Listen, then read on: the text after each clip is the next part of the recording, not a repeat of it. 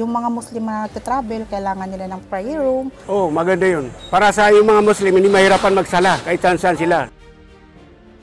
Oh, pabor ako, siyempre. Oh, pabor ako. Pabor na buhay. Pabor ako doon. Oh, pabor ako doon. Kasi marami pong Muslim na kung saan lugar pumupunta, minsan wala sa bahay, yung mga nagtitinda sa kung saan, tapos alam nilang may prayer room kung saan, tulad ng nasa mall, sa airport, minsan merong ganyan, di ba, nalilate. So, yung mga Muslim na nagtatravel, kailangan nila ng prayer room. So, hindi na sila mahihirapan kasi bawat sulok ng Pilipinas, may mga mall, may mga malagyan. Pwede kami kaisang kami, pwede kami sa kalsada, pwede kami sa bahay, kung walang sa moske. Dapat lahat ng mall, mayroon talaga dyan. Para yung mga Muslim, kasi nag-opisina, para hindi magpupunta dito sa Quiapo. Kasi maraming matraffic, nagtatrabaho yun, baka hindi sila abot. Saka maganda na ang plano niya dito. Yan ang napakaganda kasi sa mga yung malalaking mga establishmento na tulad ng mga mall, karoon lang doon na maliit na dasalan. Kasi napakaganda naman yung isang